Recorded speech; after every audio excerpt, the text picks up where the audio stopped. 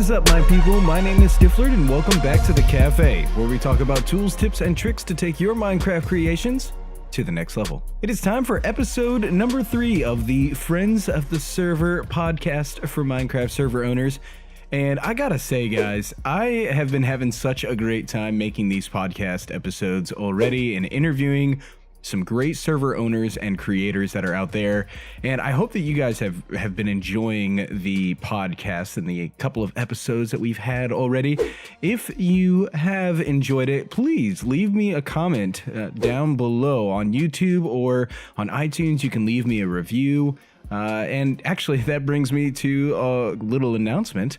We are now officially on the iTunes podcast store, I guess is what it's called.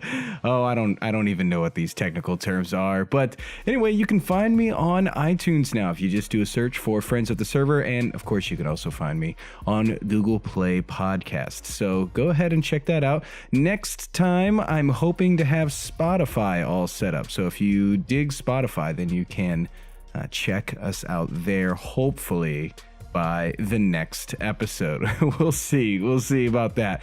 Of course, you can also just watch right on YouTube. I'm not sure where you guys are listening from right now, but wherever it is, whatever it is that you're doing, welcome to the cafe. So I've done 2 of these episodes already. First episode, I interviewed Arzor, the owner of the Dare to Survive server. And in episode number 2, that came out last week, I interviewed Gilly. And he's a former Badline developer. And I do have some great Minecraft server owners that are coming up in future interviews. But today, what I wanted to do was something a little bit different than probably any other episode that I'm going to do. And I decided, since I'm a Minecraft server owner, and you guys may or may not know me all that well, I should probably answer some of these questions myself, right? Better time to do it right now than any other time, right? Like, might as well just get it done and over with so you get to know who I am and what I'm doing and what my experiences are. So that's what I'm going to be doing today. I'm going to take some of the questions that I have heard in the Server Owners United Discord, link down in the show notes below, and I'm going to be answering those today. And hopefully you guys will enjoy this. I think that this will probably end up being a little bit of a shorter episode than what I'd like on other ones, but I'm not really sure yet. We will see. I'm just going to kind of take it a little bit casually. But without further ado, guys, I think I'm just going to get right into this. Now, you may or may not know that I actually own 2 Minecraft servers. Well, most people will know that I own one. That's the TreeCrafters Challenge server. But I also now own a second one, and it's called Cafe Stifflered, and that is the server that I'm going to be playing on if you are watching this on YouTube. If you're just listening to this audio on Google Play or on iTunes, then, well, you'll get to hear some of the activity that's going on, but I am on my second server. And that server is a 1.13 survival server, and it's whitelisted, and it is as vanilla as I can possibly get it, with just a little bit of grief prevention type plugins that are installed. So that's where I'm at today, and I'm just going to be kind of riding around and just kind of finding some things to do while I chat with you all. But let's get right into these questions, right? So normally I have a few questions for the server owner that I am interviewing, talking to them about their server, obviously, and finding out what it is that they're about. And then I get into some of the meat of why they own a server, what types of challenges they have had with running a server, and all types of things like that. And so that is what I'm going to do right now. I'm just going to kind of pretend that I am interviewing myself. So the first question that I often like to ask is, what are my servers about? And sorry if you already know what my servers are about, but some people may not. So I'm going to just kind of run through them again real fast. Basically, I own 2 servers. The first server is The first one that I started actually started back in 2011. I opened the TreeCrafters Challenge server in 2011, and it is based on the Tree Spirit Challenge, which I like to describe as Skyblock, but with an open world. And you basically have this custom survival game mode where you put a little bit of extra restrictions on yourself, or in the case of my server, the plugins put some restrictions on you, and it just makes survival that much more difficult and challenging and exciting.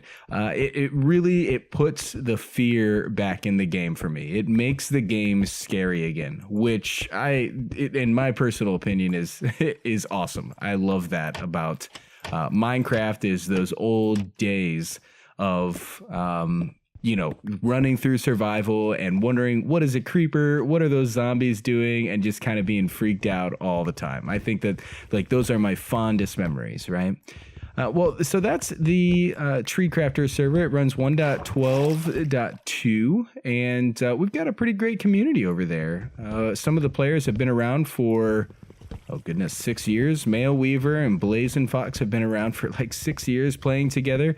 And I came back last year and took it back over after Mail Weaver ran it so successfully and so well for so long. And now I'm back and getting some custom plugins built for it, which is a lot of fun, which has been really great.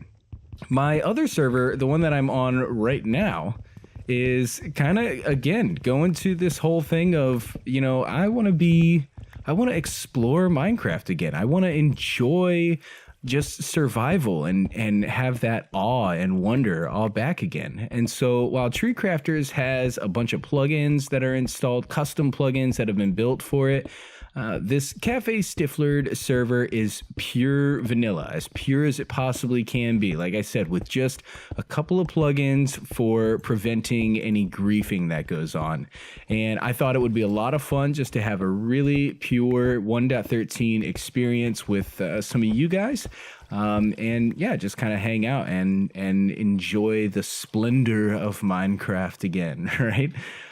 So yeah, those are my two servers. Now, both of them are whitelisted, but TreeCrafters will be made public sometime in the future once we get out of development phase. But Cafe Stifflered, that server is going to remain private. That's going to stay whitelisted for as long as I can tell. I don't see any reason to make it unwhitelisted and open to the public. Why do I run a Minecraft server? Would be my next question. And I think that the why is a huge question that a lot of people don't ask themselves enough. And I'll be honest, I have not asked any other server owners this question of why. Why do they own a Minecraft server?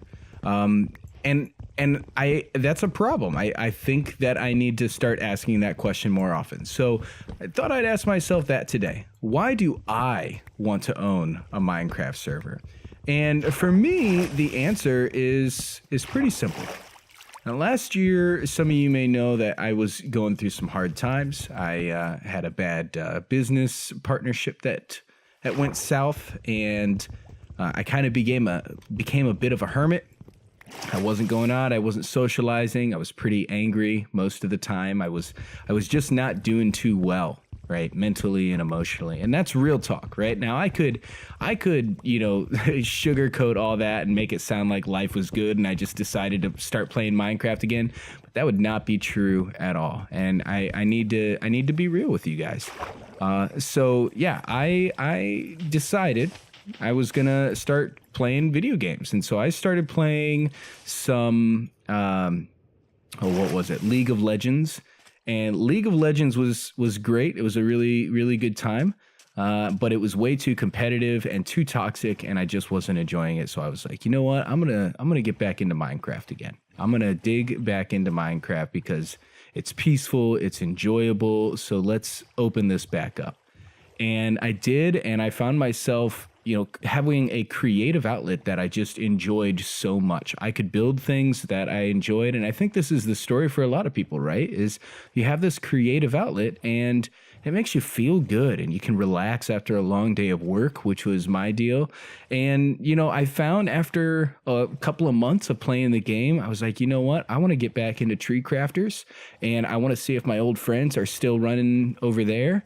I reached out to Mailweaver and Blazing Fox, and they were still around, still hanging out and playing together after 6 years of me being away. And I was thrilled to be able to join them. So, you know, my big thing with why do I run a Minecraft server is purely I want to be around people. I want to enjoy people and community, and I want to have some fun and hang out, and I want to get to know people because I wasn't doing that very well, you know, because of that bad relationship that happened last year with business, and so I needed to start socializing again, and Minecraft really was a great way for me to do that. I found that a lot of servers that are out there, they also kind of have that same mentality the server owners do. They want to hang out with people and have friends and all that, and that's all great. But then, unfortunately, what I found happens is that people shut down their servers after a couple of months. They get burnt out. They're not making enough money, you know, and they've made money their priority. And that was a big reason why I decided to start my own server, because I said, you know what, I just can't trust that a lot of these other server owners out there are going to keep their stuff running, and that's just going to be frustrating. And I don't want to lose any friends because, you know, our server that we enjoy has shut down. So I'm going to run my own. And that is why I went back to the TreeCrafters server. And now I'm doing this server because I've had some people who have asked me, hey, you know, Stifflered, would you run a vanilla 1.13 server that is whitelisted for the fans of your YouTube channel? And so that's what I'm doing now. And you know what? I'll answer as well. Why do I run a YouTube channel? Because I want to share my experiences with you guys, because I would love to see more server owners succeed and not shut down their servers after just a couple of months of running, after getting discouraged, after being demotivated, and learn how to deal with the challenges and problems that come with server ownership. And so that's why I run the YouTube series as well. But yeah, guys, like that's the big answer there. Why? What is the reason why? And I ask you that question as well. Why do you want to own a Minecraft server? If you say it's for the money, if you say it's for the glory and the fame, and you want to be popular, I'm sorry to say you might be doing it for the wrong reasons, unless you can, you know, find a good plan to execute on it. I think that the why, you might want to reconsider that, because there's not a whole lot of fame and glory in running a Minecraft server. Now you can make money and you can, you know, build a following and all that, but yeah, it's not something that, you know, you're gonna start being rich in a couple of months. I found an ocean monument here, which is pretty great. I'll have to come explore that a little bit later. But yeah, guys, like that's my why. Now, when I was joining servers, there's this question of what is the first thing that I look for when I join a server for the first time, right? What is it that when I was joining servers to try and find one that I wanted to stick with, what was it that would grab my attention and keep me there? And I'll say that the biggest thing that I look for when I join a server for the first time is their lobby? Are there colors? Is there branding and all that? Is it chaotic? Do they have, you know, a wall of signs with a ton of rules? Do they have 10,000 plugins? That's an exaggeration, but do they have 100 plugins, right? Do they have, you know, 15 different game modes and mini games and worlds and servers and all this stuff that's going on? Like, if I join a server and I see all of that, then I pretty much almost every time will leave immediately. Like if the colors of their branding, if the chat is just a ton of different colors and prefixes and suffixes, I'll probably leave pretty quickly, because those type of servers, in my experience, don't typically last too long. They're made in a hurry. They're made with the idea, oh, we're going to do everything in the world. And that's not realistic and it's not sustainable. And so I think that for myself, and I think for a lot of players too, we join servers because we think that it's going to be around for a while. And if you join a server and you get this impression that the server owner is not focused and they aren't, really driving in one specific direction, that they're kind of all over the place and everything's chaotic. And, that's not a good sign that server is going to be around for a while. And you don't want to invest 100 hours into builds only for that server to be shut down. Like that just doesn't work at all. And so I think that's probably the biggest thing that I look for is the server kind of, chaotic. And that's the answer to that question. Let's see here. How do I define success? Oh goodness. I ask this every time and then excuse me, and then I have to answer the question myself and I can't answer. How do I define success? For me, success is not about making a bunch of money, being famous, having a ton of followers and members on the server or anything like that. Success is about, have I made people happy? Have I made people happy and have I made myself happy? And if I can say yes to those two things, then I would say that I have been successful, right? Those are my two main goals. And now, like, how do I make people happy? That's that's a whole different question. How do I make people happy? How can I make myself happy? Yeah, so how can I make people happy? It's creating a game that people can enjoy and a server that they come back to and they can feel relaxed and there's no drama and there's no stress for them and there's no stress for me and we can make friendships and build connections with people and there's it's just so much more relaxed, right? I would say that is a big aspect of success for me is building a server that not only are people going to have fun playing on, but also that they are they're going to be relaxed. They're able to come home from school or work and enjoy it and still have a great time. So that's a really big aspect of success for me. Do I think that I have succeeded in attaining that success? I think it's still too early to tell. I think, I look at some of my players on the server and the ones who have been around for weeks or months and have put in weeks of playtime.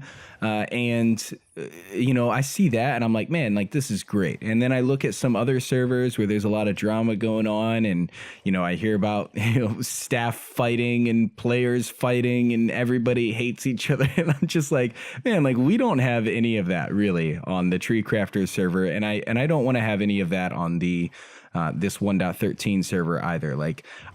So I would say, yeah, I'm fairly successful in that. We have a mature group of players and we have a really great time and there's just so little drama that goes on. So I would say that I've succeeded in that way, but I think that time will tell because both of my servers are still whitelisted. So, maybe if I end up going public, then all of that changes and the drama comes and then I have to redefine success or I have to, change up what I'm doing so that I can succeed in a different way. But yeah, for right now, I would say that I am succeeding in that way. Now, with all of that said, I will mention that money is a factor. And it's not because I'm greedy. It's not because I want to money is my primary goal with my Minecraft server. It's just that I'm an adult with bills to pay and I put a lot of time and energy into developing my server and my plugins. And so, at some point I would like to make a little bit of money just to keep paying for everything. And that's part of success as well, is just is just being able to say, okay, everything that I'm building is sustainable, and I don't have to worry so much about funding it all out of pocket, because this stuff is expensive. I gotta say, if you didn't know it, running a Minecraft server can be pretty expensive. So I would say that I have not really succeeded in that area yet, just because the server itself is not really self-sustainable. Neither one of the servers is. I've made a little bit of money with the donations from people who are awesome, and I appreciate every single one of them that has donated. But yeah, like, it's not really self-sustaining yet. I think that when it becomes self-sustaining and enough people are donating to keep the lights on all the time without me having to spend a bunch of money to keep the servers up and running, that's when I would say that I've succeeded on the financial end of things. What do I wish someone would have told me before I started my Minecraft server? Oh goodness. Well, that's a big question, and again, this is one of those questions that I've asked Gilly and Arzor, and sometimes I don't realize how difficult these questions are to answer until it's my turn to answer them. But something that I wish that somebody would have told me before I started my Minecraft server is that it is tricky when you are playing and you've got all types of different players. It is tricky to keep people happy and engaged, especially in Minecraft. Now, I've been a community manager. I have been owner of a company. I have been general manager of a restaurant and of coffee shops, and I've done a lot of stuff with different communities. I've hosted events, given speeches. I have a lot of experiences in those areas. And so I've worked with a ton of different people, and it's always been really great. But there's something about the Minecraft player community that is quite different. The Minecraft players are often very opinionated, and this might just be true of most video games in general. Minecraft players are often very opinionated. They have things that they would like to do, because I think a lot of Minecraft players think of themselves as though they could also be great server owners, and maybe they can. I'm not saying I'm a great server owner. I'm just saying that I think a lot of Minecraft players think of themselves in those terms. And so I wish that somebody would have told me a little bit more about how to keep people happy and not upset when you make decisions for your server that they disagree with.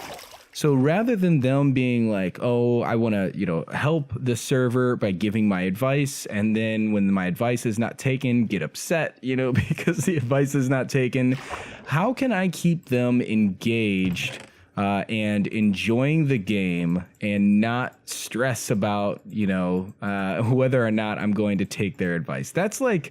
That's a pretty big deal to me, I think. And I've run into a few little issues. It's not been bad. I'm not saying that I have any troublesome players or anything like that. But, my concern really is, I don't want my players to be stressed out about anything. I want them to have a good time. And if they are upset because I'm not listening to their advice and I'm not hearing them when they say, whatever it is that they're saying, or what I should say, when they perceive that I'm not listening to what they're saying. I want to avoid that as much as possible, because that causes them stress, which goes against my goal, the reason why I play this game and the reason why I run this server. I want them to not feel stressed. So I wish that someone could have taught me or told me more about, how to keep people engaged without them feeling like they need to answer all of my questions or solve problems for me that I'm already solving, or maybe I don't want them to be involved in because I have 10 other people who are giving me their advice. And I'm not at all saying that I don't want people's advice. I think that Minecraft server owners will understand this. And if there are any people out there who are not Minecraft server owners, you guys might be listening to me right now and saying that I'm pretentious and I'm a snob and a jerk and everything. But I really do believe Minecraft server owners will understand what I'm talking about when I say that players a lot of times tend to to want to say all of the solutions that they think will work without realizing that those solutions won't actually work, or that you have a dozen other people messaging you with their opinions on what would work. And so I want to keep people engaged, but I don't want people to be offended if I don't do what they ask me to. And yeah, so that's what do I wish that someone would have taught me before I started my Minecraft server. I wish that someone would have taught me how to allow people to be opinionated and share their opinions, but not be offended when I didn't follow what they offered. Why do I think that community is more important than plugins? This is kind of a leading question because, well, there was nothing really going into this, right?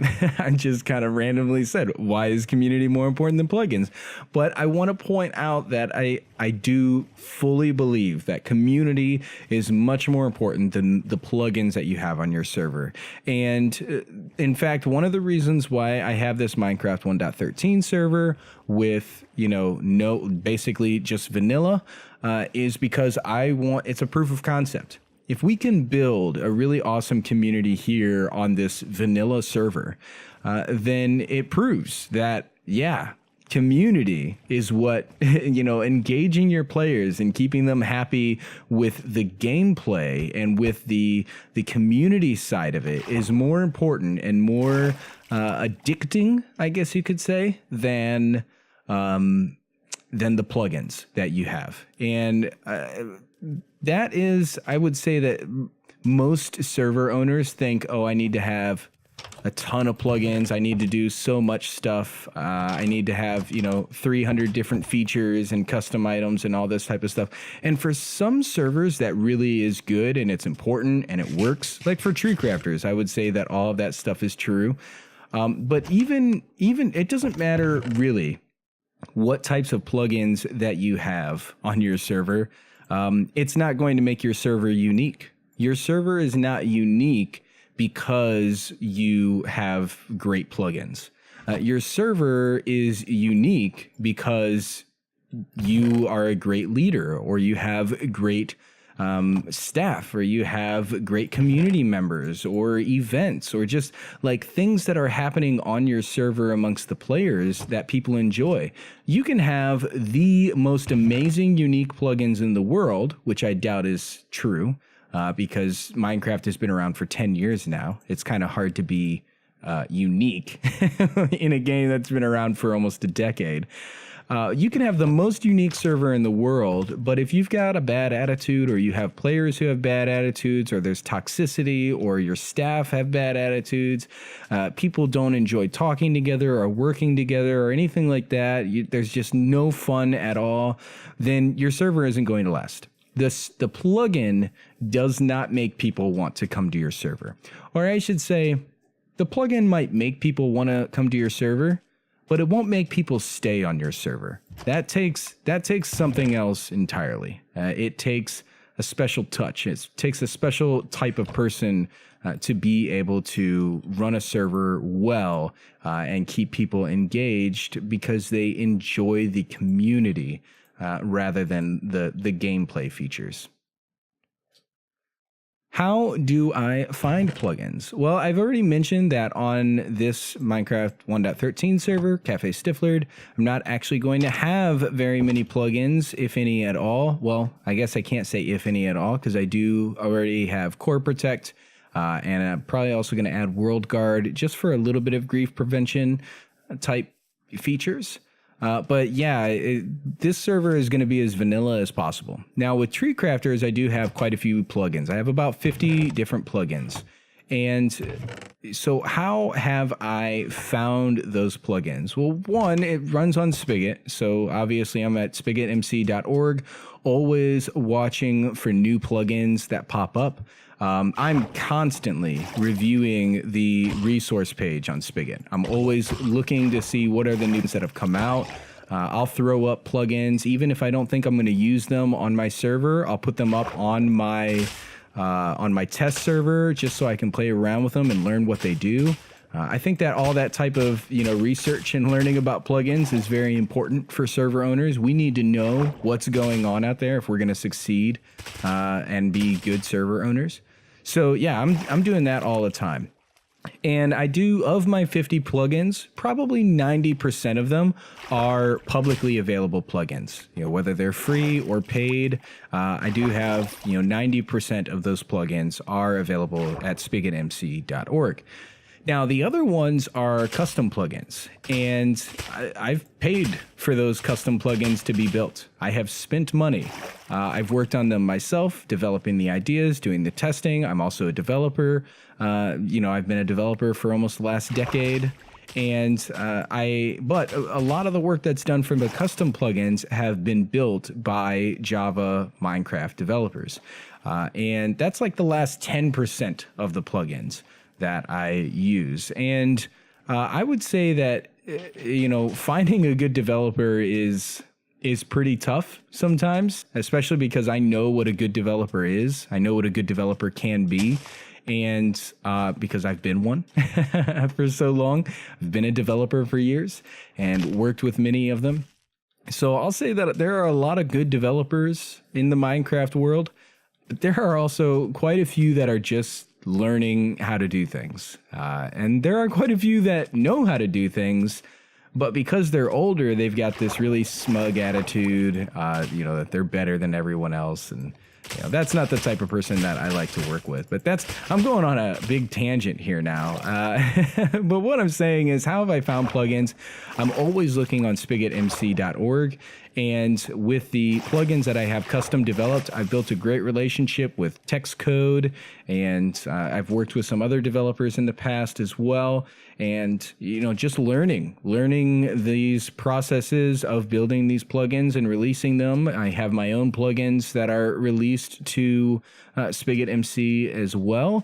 And that way I can learn what these developers are going through with handling tech support and all that. Learning as much as I possibly can helps immensely with finding these plugins. And yeah, that's like the big way that I have handled all of that. How do I hire a developer? Obviously, that would be the lead up question, right? Because I talked about hiring developers and that it's tricky. And so, yeah, how can a person hire a developer properly? And again, it's tricky. The good developers that are out there are busy. They are busy guys and gals there, because there are female developers and they're incredibly talented. And they're busy. They stay busy. They keep a lot of work always happening. They always have projects that they're working on, public or private. And it's hard to get a hold of those guys. And when you do get a hold of them, they cost money. You can't just get a great free plugin developer sometimes. You might be able to. There might be some open source developers, which is great.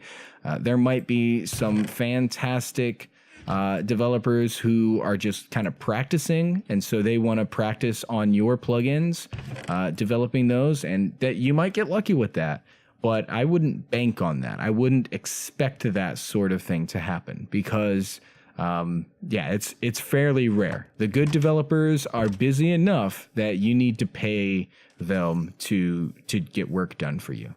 But how do you find developers? Once you know that you want to hire somebody and you want to have a budget towards custom development of your plugins, after you decide that you need custom plugins to begin with, because remember, community is more important than the plugins, in my opinion. How do you hire those developers? And I think that it's important that it's truly, like 100%, you need to go on YouTube or something and watch game developer podcasts and videos and all that type of stuff. Because if you don't know what developers have to go through, then you're not going to ask the right questions to be able to figure out what your developers that you want to hire need to do, right? Like, that's kind of a long answer, a long way to say you need to learn. You need to learn as much as possible, right? A CEO does not become the CEO of a company by being ignorant of what his staff are doing, what his employees and his team members are doing. CEOs are the CEOs of companies because they understand every aspect of what is happening in that company. So, you've got to learn as much as you possibly can. If you think about it, you as a server owner are kind of like a director of a movie. And a director of the movie has full control over the cinematography, of the color, the lighting, the actors, the storyline. Most of the time they handle a lot of storyline stuff. They handle so many different aspects of the movie. And do you think that they can do that without knowing what's going on? Absolutely not.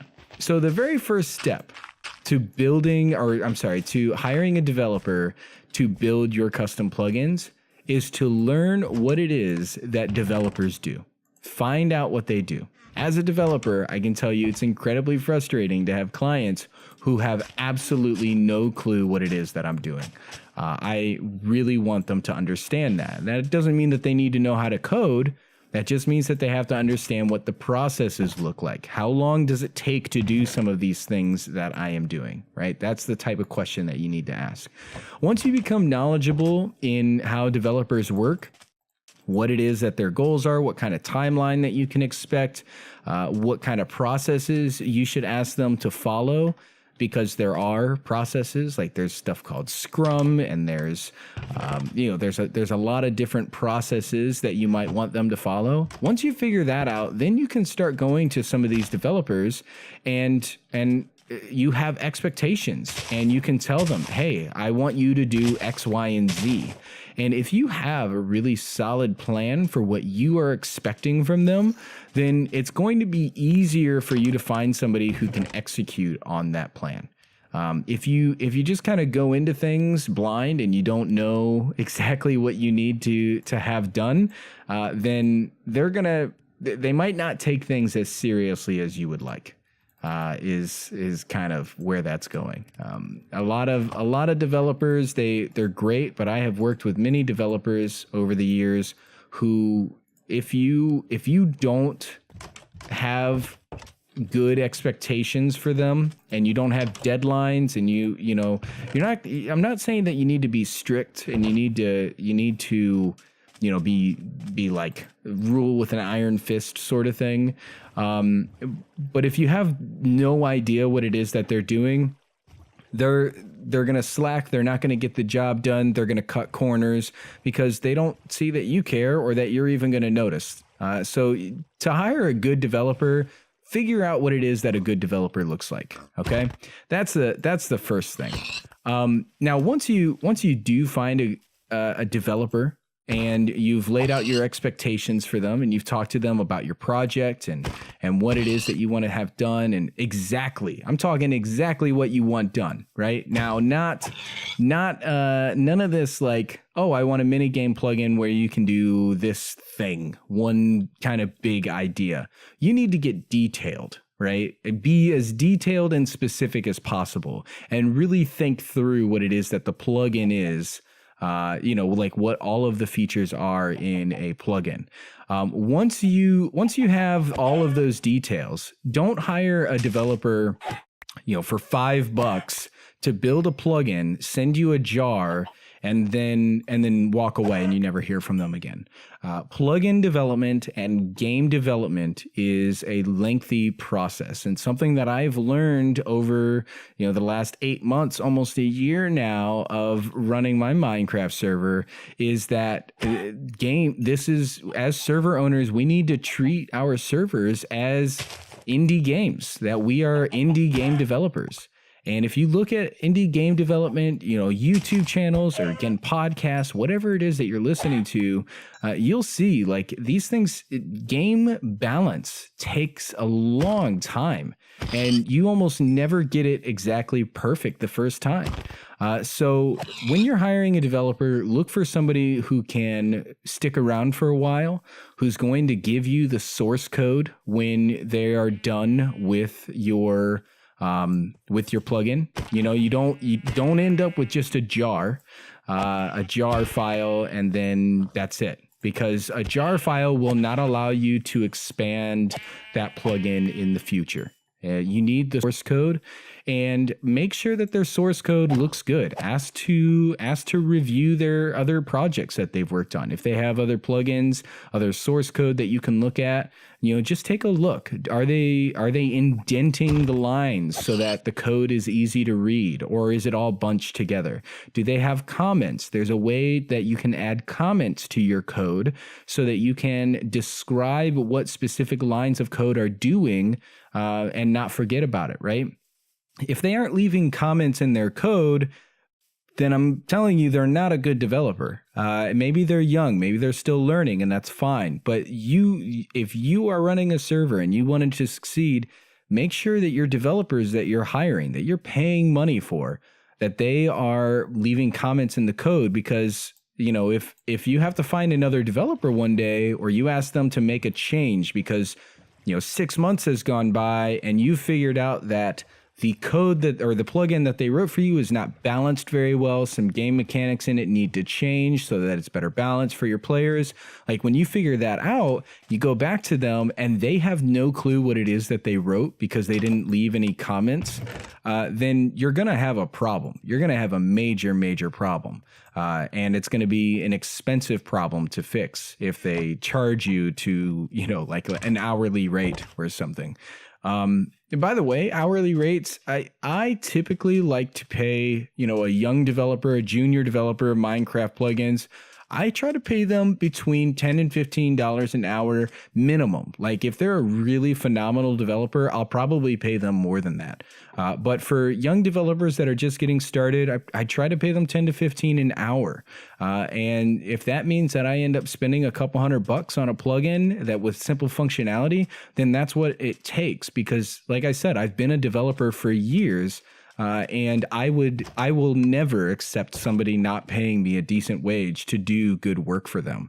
And I want, more important than just, paying them for my own conscience, I want to teach them that they need to value themselves. And again, it goes back to, why am I doing all of this stuff? Because I want to teach people, because I want to enjoy people and build relationships. So I'm trying to teach a lot of these young developers, value your work, value yourself. And so, yeah, I would encourage you, if you talk to a developer and they're a young developer, they're just getting started, right? And they say they're going to do it for you for free, or they're going to do it for you for $10 and then it takes them 20 hours to do. If they're like a kid, 15, 16 years old, first of all, there's child labor laws that you need to be aware of. So don't take advantage of kids building plugins for you. For free or for super cheap. But second of all, teach them how to value themselves and show them that you value them as well. Don't just let them, do the work for cheap and then that's it, because the product that you're going to end up with is also going to be cheap. And it might break and it might have bad code and there might not be any comments. And then you have to find another developer and they say this code is terrible, or I have no clue what this code even means. And yeah, then you've got all those problems all over again. So that's what I would say for, finding a good developer. Learn everything that you can about being a developer. Look for comments, set a budget, and then draw your expectations for the developer. Make sure it's very clear expectations and make sure that you've got some money that you can pay them. Now, I will also say that for work that I do as a developer, $10 to $15 ain't going to cut it. If somebody hires me to develop something for them, like they do, because that's my day job, I'm charging $50 to $100 an hour. And that's still cheap compared to a lot of developers out there. I know developers who charge $250 an hour. So, when I say $10 to $15 an hour, that is really bare minimum for me. Because when that developer gets good in the future, I'm going to need to pay them more because they deserve it. So anyway, I could talk about that for forever, but I'm not going to. I got to move on to the rest of these questions. What is the biggest mistake that I made in running my Minecraft server? Oh, goodness. Another one of these questions. That's tough to answer. And I'm asking it of myself. What is the biggest mistake that I've made? I would say probably the biggest mistake that I've made is, well, on the one hand, I would say that this is a pro and a con. I opened up the TreeCrafters server very early on in the development phase of the plugin. And I went through 3 different developers for the plugin before landing on the current guy, TextCode, who helps out with a lot of the plugin development. And during that time, I experimented with a lot of different features. I honestly didn't know much about a lot of different plugins. I did not know what to expect out of some of these developers because I've worked with other types of developers, but not Minecraft plugin developers.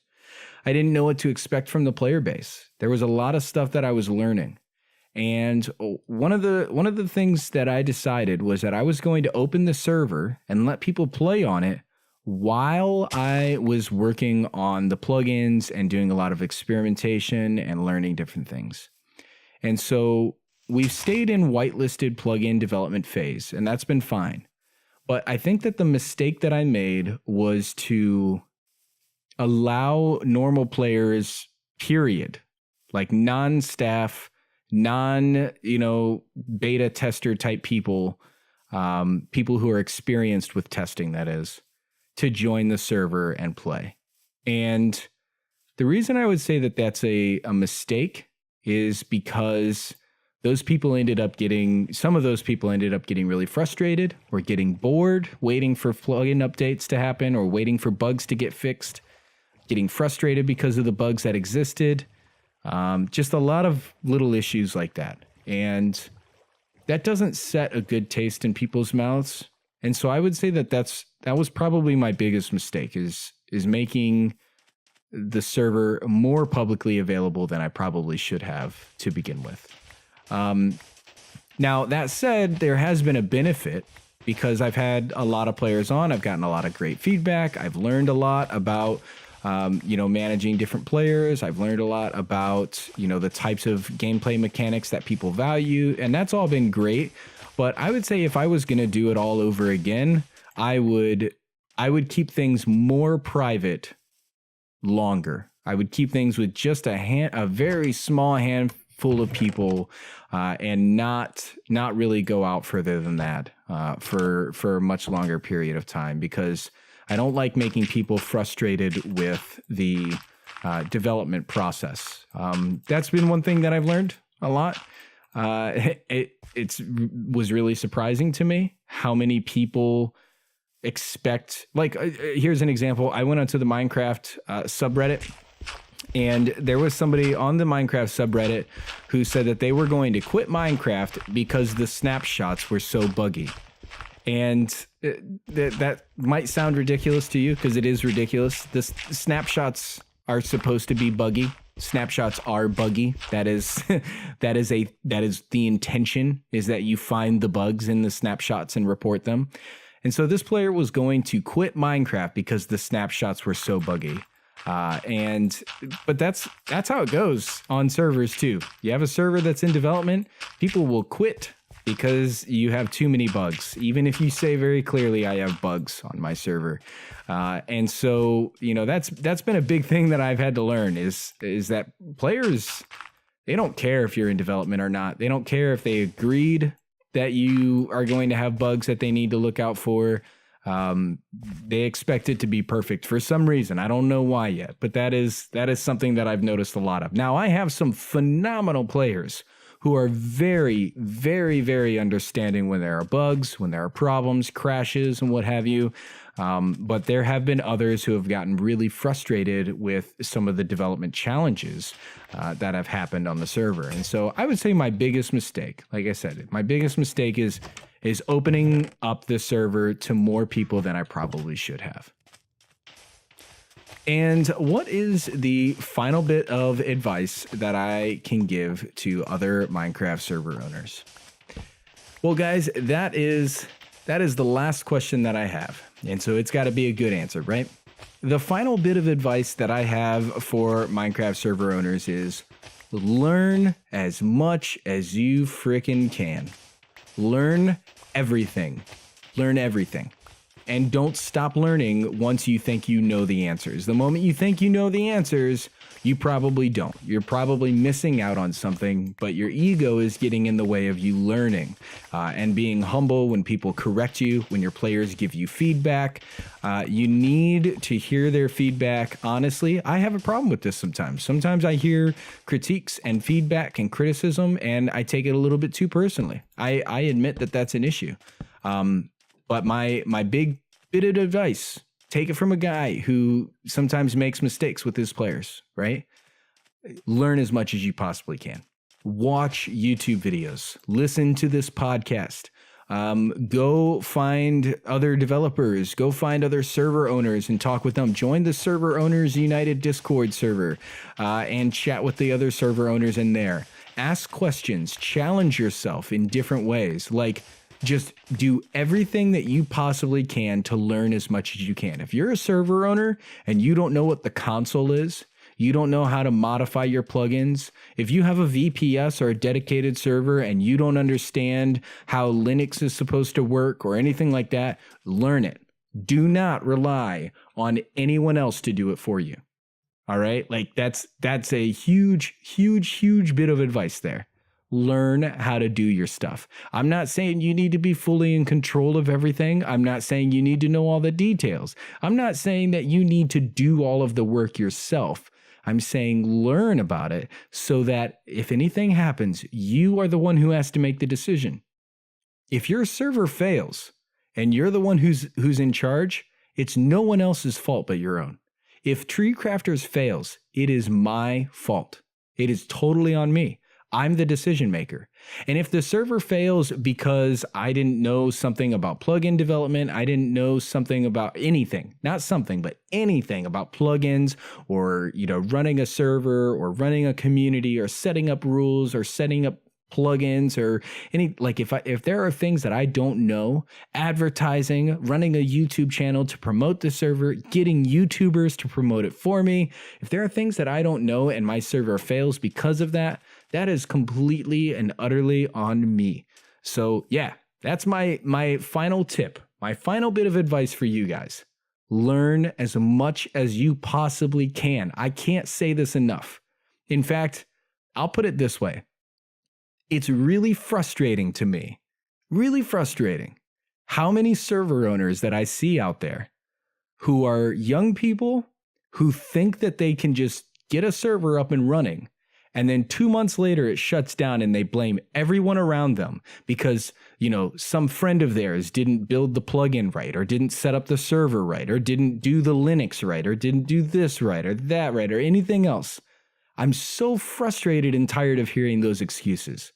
There's no excuse for it. Learn how to do this stuff. Learn it. Seriously. And if you don't want to learn it, then find someone else who can be the server owner and you support them. Because I'm telling you, if you don't learn it, your server will shut down and it's not going to work out. Learn this stuff. Some people may say I'm being a little bit mean here. Maybe I am. Maybe I'm being a little bit rude. And for that, maybe this is a mistake. Maybe this is a mistake, but I'm learning. And I'm glad that you guys are learning with me and are willing to critique me and share your thoughts with me on things that I'm making a mistake about. But that's the hard truth, I think. In my opinion, learn it. Learn it. And if you don't want to learn it, then support somebody else who wants to be that type of a server owner. Because that person is probably going to succeed. And maybe it's just not for you. There's nothing wrong if you don't want to learn that stuff. There's nothing wrong. I'm not saying you're a bad person. I'm not saying that at all. All I'm saying is that a server owner needs to be willing to learn this stuff. You are the director of a movie, and directors of movies know they have their fingers in a lot of things. So do you, and you need to learn how to keep your fingers busy. But yeah, guys, hey, that is it for me. I hope that you enjoyed this podcast today. It is a few minutes shorter than my other ones, but I think that's just because I'm not going back and forth with somebody, and that's kind of weird, but I think that this still worked out. I hope that you guys all enjoyed it. I kind of covered the big subjects there, and yeah. Hey, this has been fun. If you want to listen in some more, I definitely want you to encourage you guys to subscribe. I release a new Friends of the Server podcast every week. If you want to join on this Minecraft 1.13 server, then you should think about doing that as well. It is whitelisted, so you'll have to go onto my Discord server. Link is in the description down below in the show notes.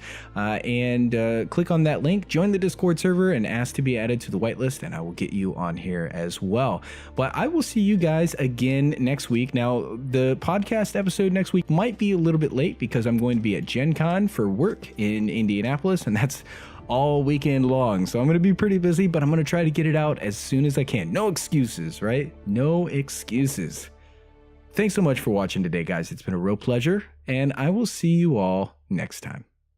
Peace.